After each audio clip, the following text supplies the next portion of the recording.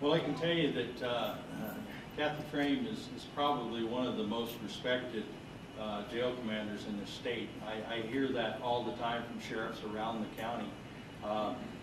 Regarding when she retires, you know, I would look at who would best suit that need at the time. I have no objection to, obviously, no objection to putting a non-sworn person in there.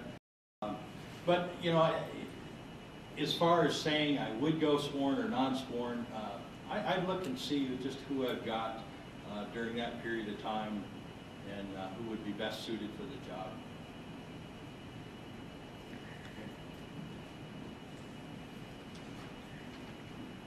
Is employee morale important? And is it important for management to be aware and keep track of general morale within the employees? And in your opinion, what affects group morale? Yes, I think morale is extremely important, and there's a lot of things that affect it. I think people need to know their job expectations, accountability expectations, reward expectations. Morale is extremely important, but I think morale is twofold. I think every one of us sitting in this room play a part in morale. When someone's in the break room whining and complaining and spreading rumors, that tears down morale. It's very, very destructive. And I don't think you can look just at the man at the top for the morale issues. Do I play a part in it? Absolutely. But I think all of us need to examine ourselves, because as we all know, negativity and rumors are very destructive, and it can't happen because it really affects all of us.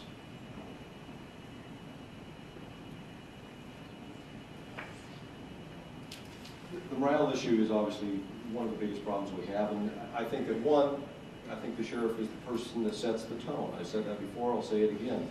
I think that is the key person. That is the person that's responsible for the ship sinking or not sinking. The biggest part that I see is lack of communication. We have none. It's been an ongoing problem. I don't see that getting fixed. I know we've tried to communicate with administration to fix this problem, and it hasn't done so. It hasn't worked. We have to reestablish communication. It has to be a two-way street. You know, it's not just about having an open door policy with the sheriff or administration and or chain of command. You have to have all communication going in every direction. And you know, it's also just sitting down and chatting with the guys at break time. It's about coming in mid-shift, finding out what's going on, going out on the street, going over in the jail, finding out what's going on. And again, it's establishing that communication and building a rapport with those people, which will build trust.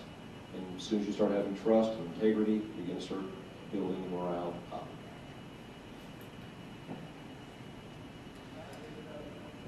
I think morale is extremely important, and again, I'll respectfully disagree in that I think morale is my fault. As the leader of the organization, if morale is poor, it is directly my fault. Because people, employees in any division, be it the office, the detention center, or patrol, need to be able to have faith and trust in whoever their leaders are. If that's their patrol commander, if that's their sergeant, if that's their corporal, and if they don't, then that's my fault. And I think that as far as how do you, employees who have good morale are good workers. They want to come to work, they want to do a good job, and they will. They will do a good job for you if they trust you. And if they know that things are going to be fair, consistent, honest, and even. That if you screw up, it's going to depend upon what you did as to the severity. A minor infraction won't be disciplined differently depending upon who it is. A major infraction will be dealt with regardless of who they are, whether it's the undersheriff, whether it's the patrol commander. And I think those of you that were there when Jim and I were running things know that we dealt with some pretty big things, people who were criminally charged. And we did it. It wasn't fun, it wasn't easy, but people knew that it was going to be right, it was going to be fair. And I think doing the right thing is the bottom line. And as long as the employees know they can trust their supervisors all the way up the chain to be fair, even, and honest, morale's going to improve.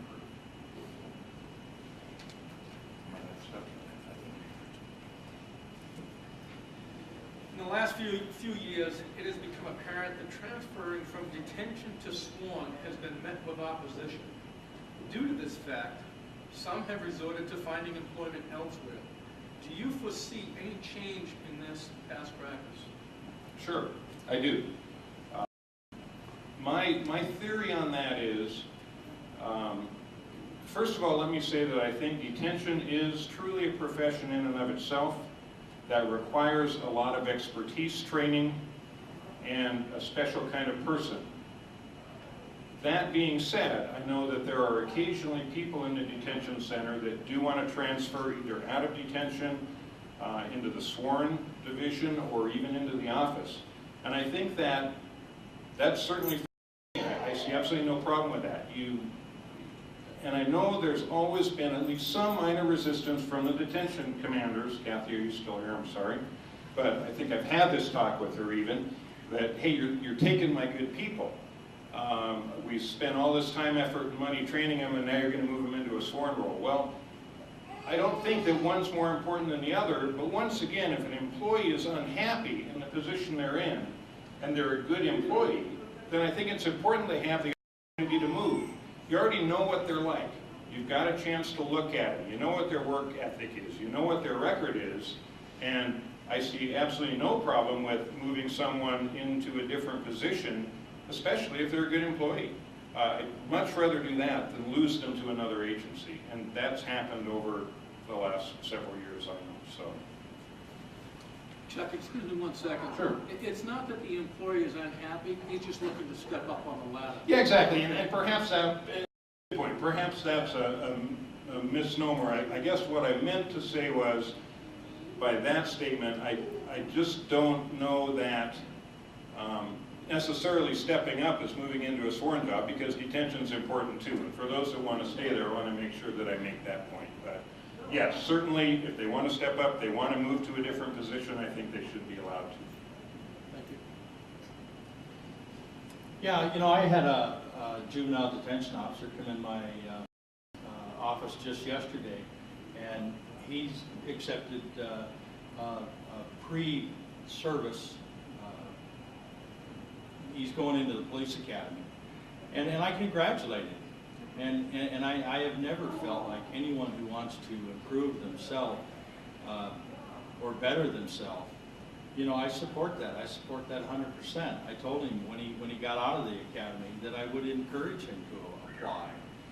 You know, I can say that when we go through a testing process for a deputy, I agree that, you know these employees, you know what kind of work ethic they have. And I would never not hire somebody that's in detention or any other division within the sheriff's office.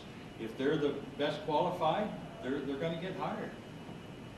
I strongly believe in that you know, we need to hire the best possible people.